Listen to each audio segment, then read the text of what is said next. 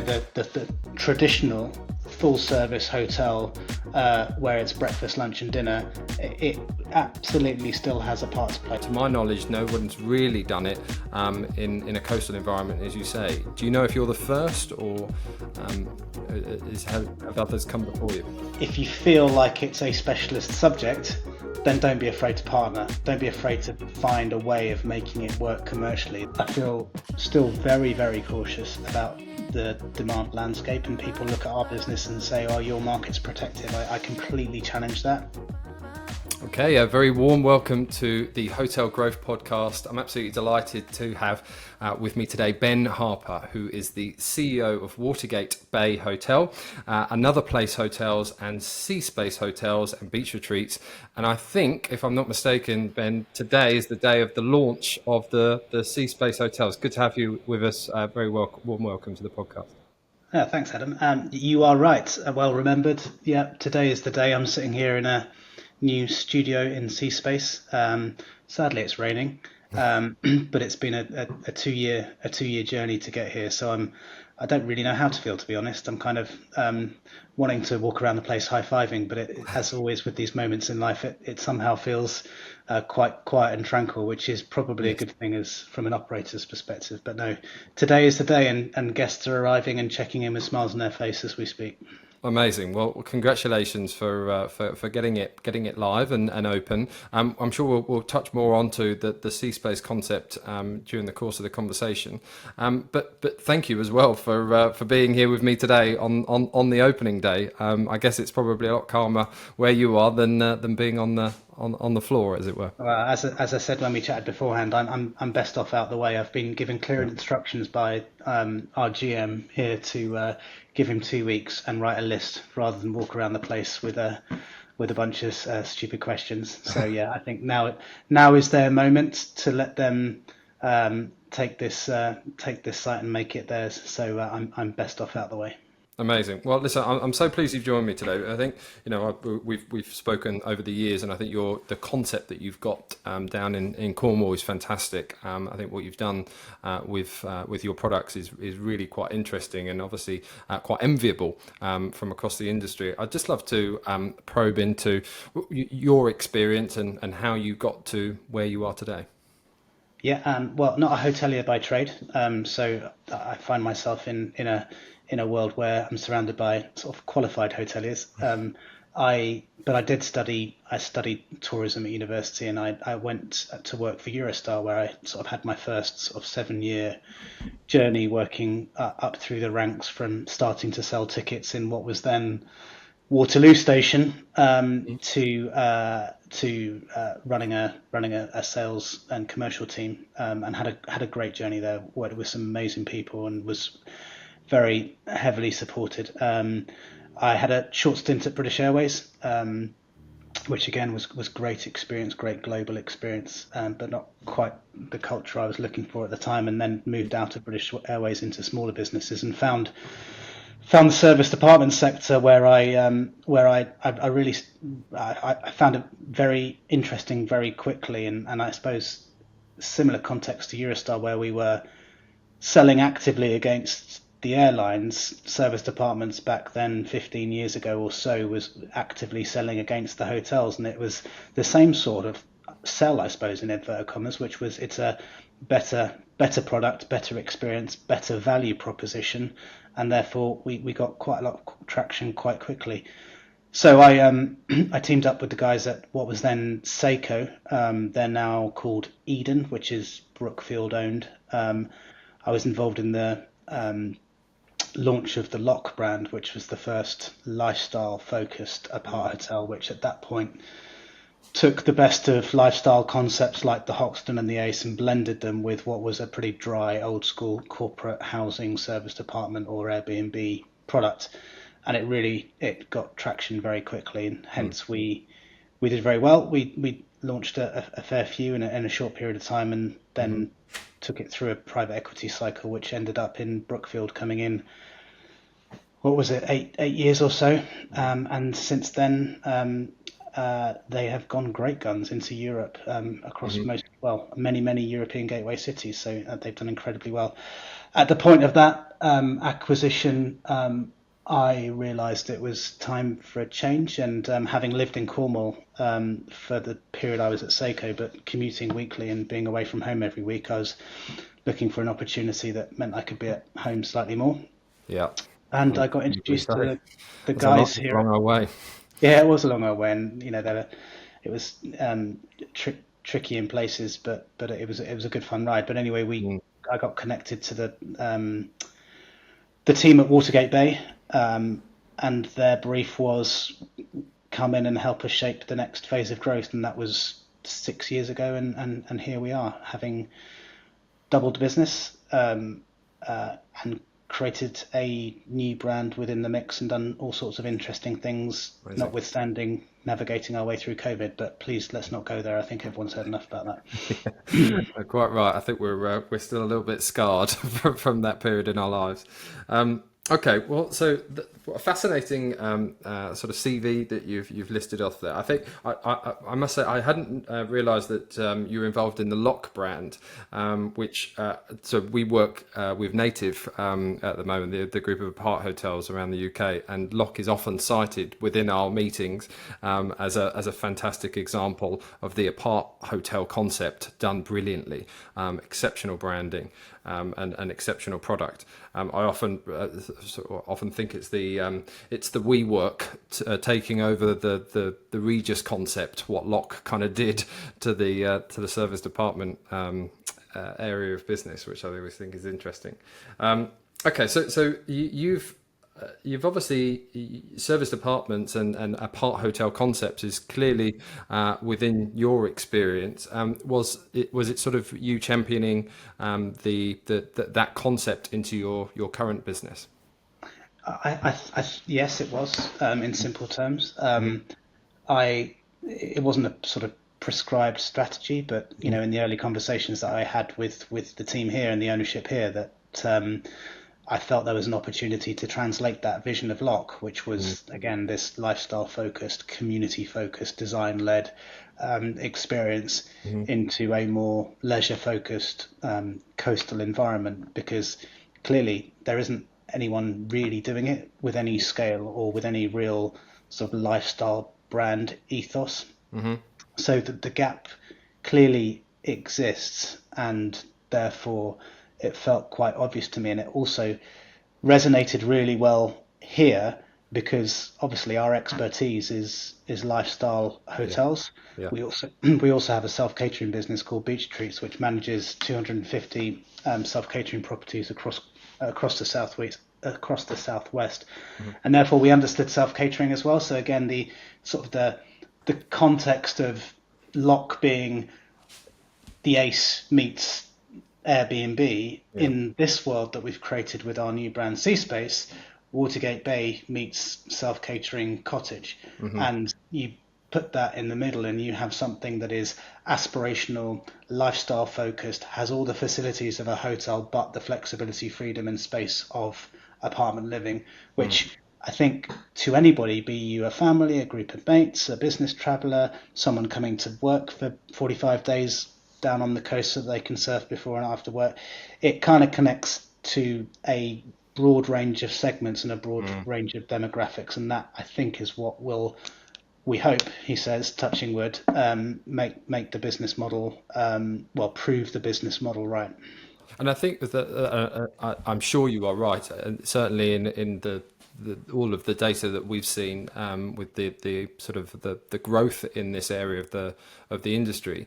But I just wonder if it's you're starting something here in that the service department or the apart hotel concept is sort of well trodden in cities, but to my knowledge, no one's really done it in a coastal environment, as you say. Do you know if you're the first, or Well, have others I come think before you?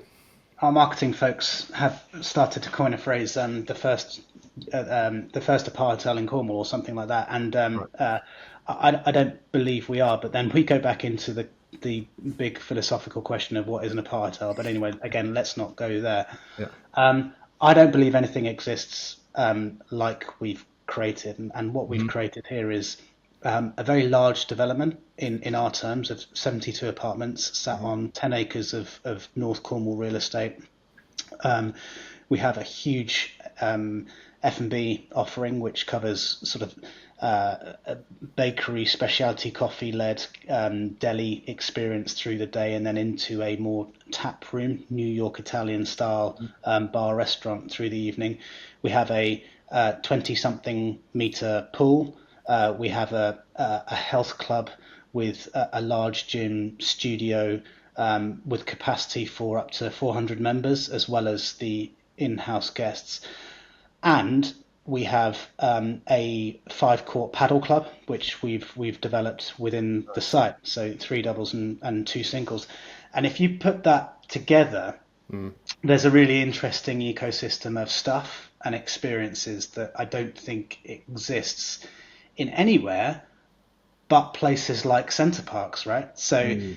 I think actually, if I get asked by uh, people, investors, mates, whatever, who our target market is, and the target market really is probably those people who might have the disposable income to go to centre parks because it is not cheap, Mm. um, but might be seeking something a little bit more authentic, slightly less high street brandy, Mm-hmm. um, and probably a bit more independent where you can kind of come and go and dip in and out of different things at your own pace. And I think that's the key.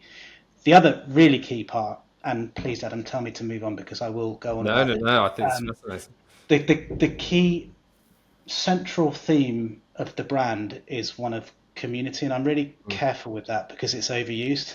Mm-hmm. Everyone, particularly in the lifestyle space, is going to be talking about community, but Mm-hmm. I'm really proud of the fact that we're truly delivering on that. So this is community first hospitality. The fact that we've got 72 apartments that we have to fill 90% of the year for the commercial model to stack up Mm-hmm. is almost secondary to the fact that we've created these different experiences on the ground floor and the grounds, Mm-hmm. which are for the community first, Mm-hmm. as well as the apart hotel guests. So the paddle membership, the health club membership, a great big bar restaurant that is a destination bar restaurant for the community. It's not a hotel bar restaurant. The Okay. cafe that is open to people to come and sit on the couch and nurse a flat white and work for a day if they wish to. Mm-hmm. And that is really central to the brand, and it's kind of open door, accessible to all, Mm-hmm. to create this sense of vibe, to create this sense of community year round. Otherwise, in this kind of market, you're a 5 month of the year business best. Yeah. Okay. So it's very much, I guess, in your business plan to um, make this space for residents and non-residents alike, then, to put it that way, that you are very much encouraging the local community to come in and have those experiences within the product itself. Is that very much the case? Correct. And I suppose the next question on from that, without anticipating it, is how do you do that? And Mm. key to that is um, partnerships. So we're hoteliers, and in our businesses, we probably have an F&B to room revenue ratio of around 50-50. Mm-hmm. So the traditional hotelier's mindset of gripping that and keeping hold of all of that revenue is baked into our mindset. However, we're slightly flipping that and saying, actually, if we're really going to make the bar restaurant a local bar restaurant for the local community, let's give it to a local bar restaurant operator brand. When I say give, I don't mean give. We don't really give anything, but Yeah. let's team up with, let's Yeah. partner up with, let's get a commercial deal that Yeah. incentivizes them to come and build their business within our space and tap into a local community and a new audience in a way that we wouldn't. Because the risk is that we're just looked at this new hotel that is built for tourists and not the local market, and it's absolutely not the case. Mm. So that's one how. The other really key partnership here is the partnership that we have with UK Paddle, who we've teamed up with on the paddle side, Mm-hmm. who, again, they're paddle specialists. We haven't just whacked a paddle court that we've bought from a provider and they've brought in on the back of a lorry from Spain and popped it up and pretended to be paddle experts. Yeah. We've teamed up with one of the UK's specialist paddle operators. They have their own community. They're experts. They have their own philosophy, which is built purely around paddle, and therefore they will tap into the local market and local community in a way that we can't. And yes, that might be slightly revenue dilutive, because arguably you might be able to squeeze more revenue of that business model if you didn't share it with a partner. But actually, the upside from a brand perspective, from a hearts and minds perspective, from a real authenticity perspective, is so clear. So again, it's really I'm quite excited by that part of the business, and I'm delighted with the partners that we've managed to secure for this first sea space in Cornwall, because they really are the key to us bringing this community ethos to life. Amazing. Well, listen, before we move on, I think it's probably necessary to ask the question about where you see the sort of, I guess, the future of hotels and hospitality going, because to add some context to this, my last conversation with Adrian Ellis, former general manager of the Lowry in Manchester, his view, we talked at length about the emergence of the apart hotel concept, and how traditional hotels are finding it more difficult, especially with rising costs of food, energy, etc. I'm just interested to get your take on where you feel the future of the more traditional hotel model is heading. Are we all heading for more of that apart hotel concept, or do you think there's still space for that more traditional hotel operation? I think the word traditional is one that doesn't feel comfortable to us, regardless of the brands that we operate. Where we're firmly in the lifestyle space, and we challenge ourselves every day to sort of, and again, overused word of innovate, but think things differently. The simple answer is no. I don't think apart hotels are going to overtake the hotel market per se, and everyone's going to end up staying in apart hotels, because actually it doesn't work for some people. The idea that you come away on holiday and are anything other than just go and be fed and be served is absolutely foreign to some people, and it makes some people shudder. So the traditional full service hotel, where it's breakfast, lunch, and dinner, it absolutely still has a part to play. What we think a lot about, regardless of the model, is brand and experience and lifestyle, and being part of something that is more than just somewhere to go and sleep. So our hotels, for example, are not traditional insofar as, well, they're traditional insofar as you can go there and have breakfast, lunch, dinner, but they are firmly focused on the experience of what you do around the edges. The kind of breakfast, lunch, and dinner, it has to be incredible, it has to be good value, it has to be a wonderful experience. But what makes your holiday when you go to another place to lake is the fact that you are kayaking, you're being coached by an XGB open water swimming to swim across the lake, you're doing open water swimming under the moonlight, you are walking a fell, you are learning to do archery with your kids. In Cornwall, it's the fact that we've got a world-class surf school as part of the hotel estate, and therefore you're learning to surf. At the Macri, which is our new another place hotel on the island of Islay, it's blending world-class Scottish links golf with this kind of outdoor Scottish island experience. So none of it's traditional insofar as, putting a blazer and a tie on for a gin and tonic at 6 and then having dinner at 7 and such like. But I think regardless of whether it's an apart hotel or a hotel, we really believe in creating those experiences around the edges. And we do it because that's what drives loyalty. It's what drives reputation, guest experience, and frankly, it's what drives the commercial performance of the business. Okay, so let's talk about staffing then, because obviously I imagine staff are relatively abundant in sort of coastal towns where your properties are generally based, but so much of that experience that you talk about is dependent on the right staff and obviously attracting and retaining them. Could you just share some of your approaches to making sure that you're getting and keeping the right people? Sure. Uh, Let me talk about this in sort of two buckets. One is sort of culture and people strategy, and the Hmm. second is partnerships. Hmm. And I'll do the second first, just to be awkward. Okay. The partnerships piece when it comes to creating experiences is key.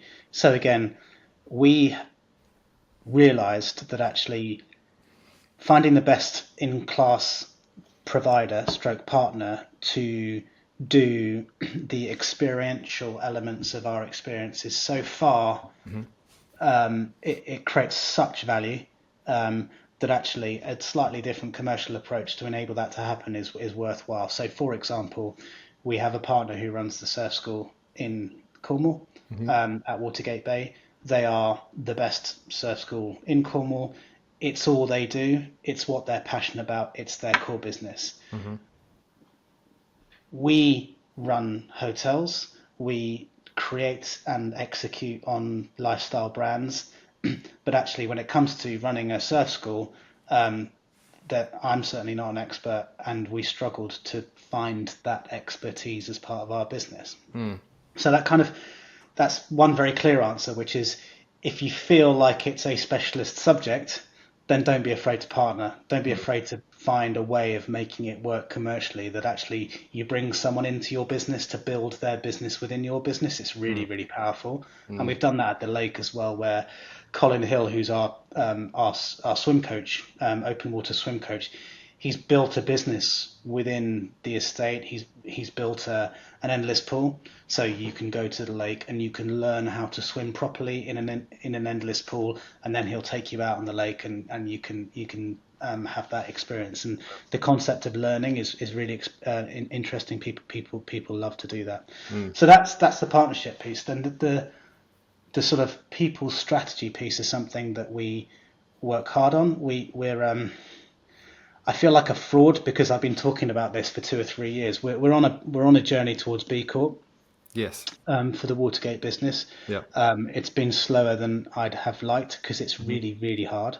Yeah. We've invested heavily from a time management time and other stuff, Hmm. and I think we're there soon.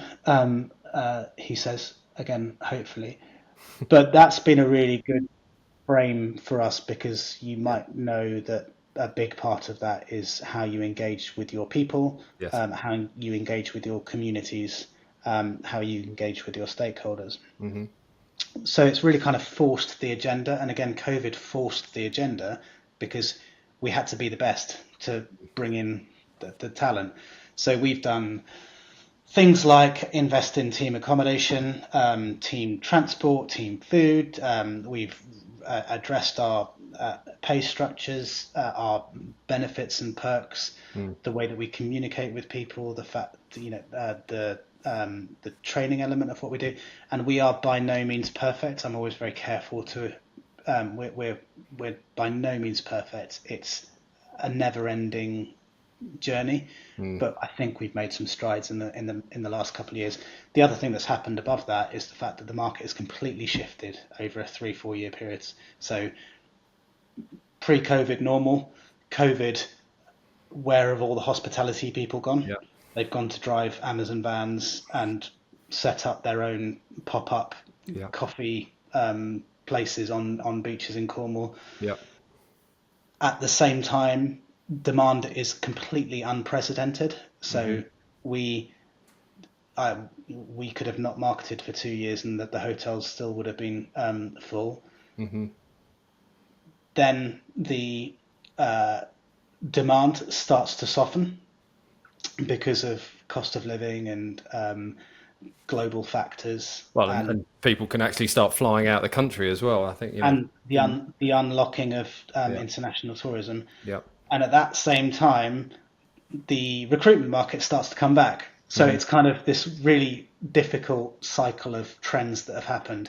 I think the market everywhere we operate is starting to normalize. Okay. We had a very successful recruitment campaign for this business, C Space, where we've managed to hire everyone from the local community, which has been Wow. a Great. big important move for us.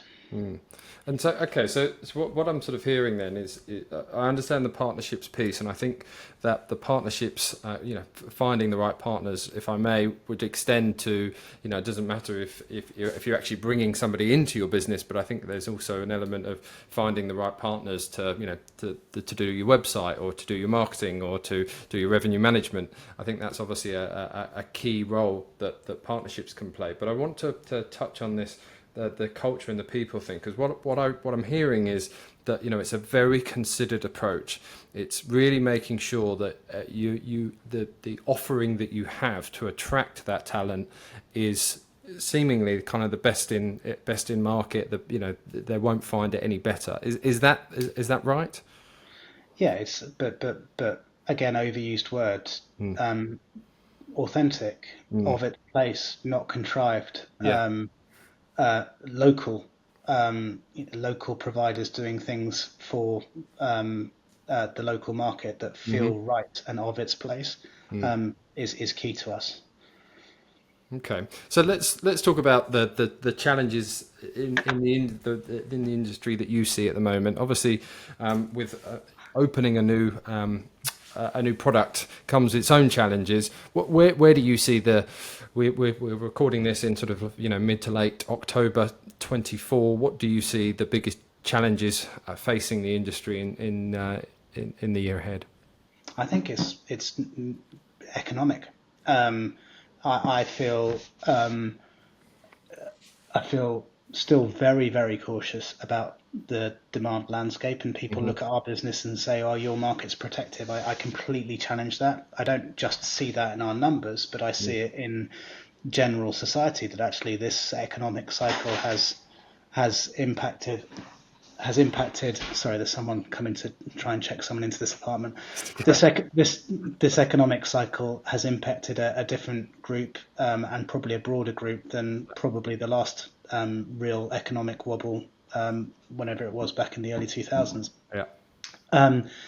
So I'm still very cautious about the economic landscape, and that's difficult in an environment where we're growing very quickly. And clearly, we're not, we're no IHG, but we've gone from 2 hotels to 5 sites in a year, which in percentage terms is significant. And therefore, we have to be very clear about the commercial side of our business. We're in good shape, and our brands are perfectly positioned for the consumer, from a consumer demand perspective, i.e., what people want. It's just that probably less people are looking than certainly they were 2 years ago. So we have to hustle harder than we have done in a number of years, just on the core day to day commercial side of the business, which is difficult, but also quite a good discipline, because again, when you hustle, you make different decisions and you work really hard for it. So we're working hard for every booking right now, So let's unpack that a bit, if I may. which leads seamlessly onto your world. Well, but what does hustling look like in real terms? Yeah, we have taken a far more tactical, value driven approach to our marketing through certainly the last 12 months, and we've had to do that. We've layered in more value. So things that would have felt really tactical and perhaps a little crude are now devices that are working for us very well. And I think it's that balance. And we've got a brilliant brand and marketing team who are able to strike that balance between price led tactics, but not dilutive to the overarching brand narrative of a lifestyle brand like Watergate or another place. And does that look like, you talk about value driven tactics? Does that mean in the right circumstances discounting, or is it more adding more value to the customer's experience, or a bit of both, or how does it? I think it's if I can get this neat and tidy, I think it's three things. It is discounting, whether that be just a lower lead-in price than perhaps we've had to, getting in sub 200 as a psychological threshold in the sort of non-school holiday periods, for example. Yep. Um, it's layering in value, and that can be a, a partnership with Laurent Perrier, where there's a bottle of champagne in your room on arrival. And then the third thing is that kind of perception of value piece. And this is really interesting to me because we do packages, and packages in our world are curated and put together very elegantly to give this real sense of value. We have dined out on, for one, and that's no pun intended, on 3 or 4 night packages, which really worked and still do work incredibly well across all of our business in those non-school holiday periods. They tap into a different demographic, whether it be the empty nester or the kind of preschooler piece that fills that non-school holiday period. What we've done actually is we've started to shorten those packages to give a lower basket value, essentially, so that you are buying a package for 500 quid rather than 800 quid, because that lower lead in price is driving conversion. So it's kind of a combination of all of those three, but not forgetting the essence of the brand, which is about storytelling and why, rather than just layering in price. So it's trying to do that in an elegant brand-led way, which has been the big focus and challenge of the year. Yeah, and I think it's. I think I'm really pleased you're talking candidly about it. I think it is reflective of the challenging times that the industry is facing. I think the reality is that even if you are a high end lifestyle brand or lifestyle brands as you have within your portfolio, though you have to adapt to the market, the changing market conditions, and that sometimes means not. I'm sure there's no sort of bastardizing of your rate or anything like that, but really you've got to get the business in and make it seem attractive for the customer, which by the sounds of it you're doing really well. Yeah, I mean, we're driving occupancy, we are maintaining occupancy, but year over year our rate is below where we have been, and every single hotelier outside of a sort of key London or Edinburgh at the moment is super hot. Yeah. But in our kind of markets, everyone is seeing the same thing, that we can still stimulate the market, we still can drive the occupants, and we do high 90s in the school holiday periods. We're still delivering on that. It's just that the rate is slightly diluted from where it has been.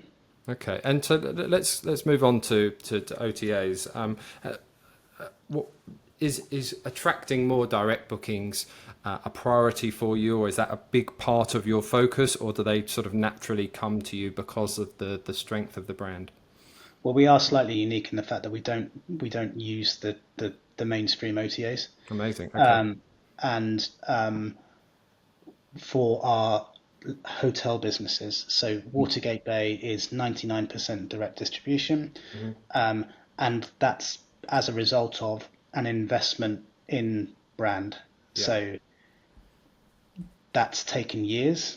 It takes serious investment. It takes a seriously, and it's not me, by the way, an intellectual strategic approach to brand building, telling stories, content, etc., and that drives loyalty. So, and the same for another place. The business has been built on with a direct strategy in mind. Sea Space, we are launching using the assistance of the mainstream third-party booking channels, and we'll see how we go. For the Watergate business and another place businesses, however, given the pool of demand is definitely smaller than it has been, we do need to think about widening our mix. And at the moment, we are doing that through the selection of niche, lifestyle-focused channels Yeah. rather than the mainstream ones. And you'll know the players in that space. And we have managed to secure those partnerships, and we have managed to deliver on the technological advancements that we needed to make in order to make that direct connect easier and that distribution path happen. So that's again, openly, that's a strategic shift as a result of um, of the market dynamics, and I suppose I put that down to two real purposes. One is a shop window that feels right for the brands, and probably a little bit more geographic reach than we currently focus on. Yeah. Okay. So if I may, in terms of you talked about the substantial investment in brand to elevate yourself, if I can use that phrase, in a position so that you are not reliant or even needing of the services of online travel agents like Booking.com and Expedia. Could I ask you to probably we could be here all day in terms of all the things that one did or that you did to boost that brand, but could you sort of give us a summary of how you go about building a brand that sits above the OTAs in terms of its ability to drive occupancy? Yeah, it's more than a hotel. It's we are selling a lifestyle. We're selling a lifestyle brand that connects back to what I was talking about previously, which is experiences, memories, stories, and I suppose the investment is in telling those stories. So our Chief Commercial Officer, Judy Blakeburn, has been with the business 20 years. I think she's the best brand marketer in the industry. And being able to layer in this continuous feed of aspirational, non-salesy content has been key to driving a huge and very, very responsive database, which we can work with quite dynamically in different ways. So it's that sort of content strategy. The other piece that's, I think, key to the brand build is around destination. So we are not competing with the Holiday Inn around the corner. We are competing with other destinations. We're sometimes competing with a comp set in our market. So people might choose to go to the Lake District and then they search, or they might choose to come to Cornwall and then they search. Actually, a number of people probably search for another place to lake or Watergate Bay. And I think that destination brand build happens in two ways, and it's really hard and it takes ages. It's no silver bullet. But examples of how relatively traditional PR has really, really helped in that with our audience. So we're massively engaged with the right travel writers and the team, Judy's team, when we do have a journalist or an influencer, we curate their stay from day one to day three, and they don't have a minute to spare, and they do everything, and we throw the kitchen sink at it. Yeah. And that means that they really immerse themselves in the experience, and it feels very different when you see the output. So that's I suppose a good tactic and advice. The other thing at Watergate that's been really successful is events. So and we see plenty of other hospitality brands do this, but back sort of 10 years ago, before my time, what helped put Watergate Bay on the map was actually they did, I think 3 or 4 years on the trot, they did polo on the beach. Okay. So they did a competitive professional polo tournament sponsored by, I think, Veuve Clicquot, and it was it was really good.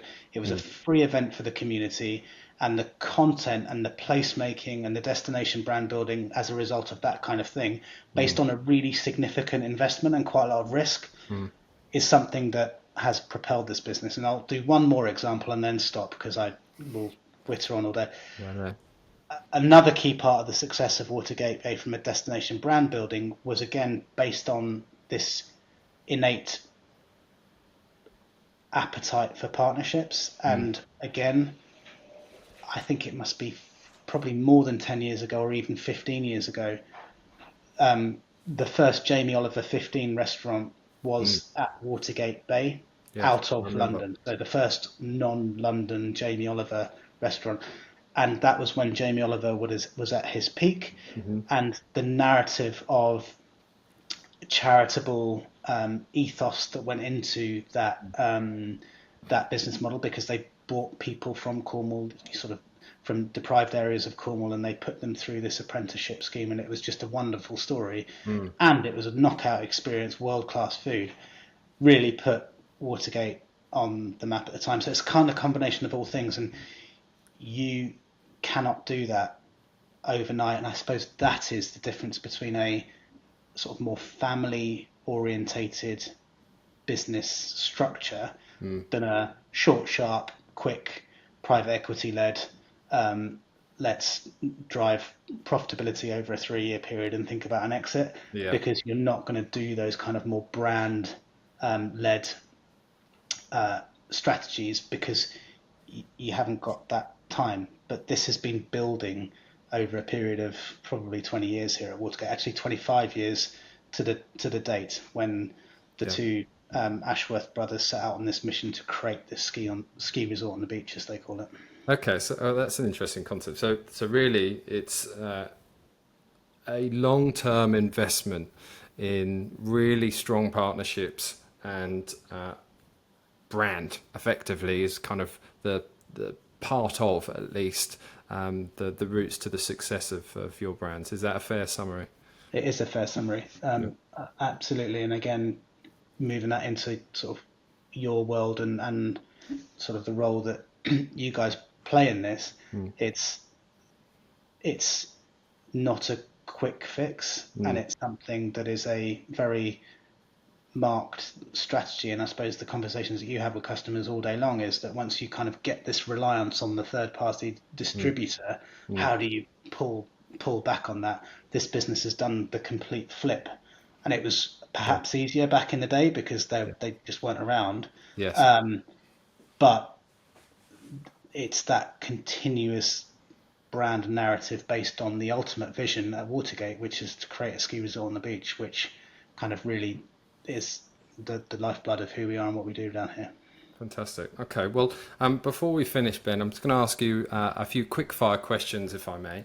I'd like to understand the top 3 metrics that you would look at in your business, either weekly or daily, to see how things are going.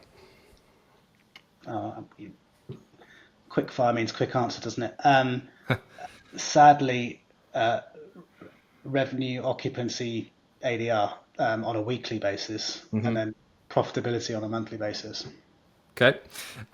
If you could... Sorry, that doesn't sound more philosophically... No. If that's what you're doing, that's good.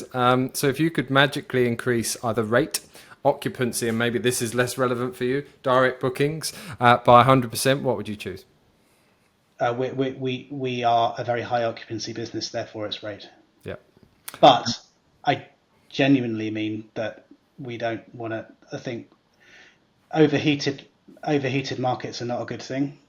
So we are measured in our approach to rate. Okay. And finally, what do you think is the most important thing about creating a successful brand? Vision, consistency, execution. Ben, this has been really enlightening, and I think what's really struck me is the authenticity that you've got behind your business, and the very, as you quite rightly put at the end there, the vision is very clear. I wish you every success with your new product, and thanks for being on the podcast today. That's a great pleasure. Nice to talk to you. See you soon. Cheers, Ben.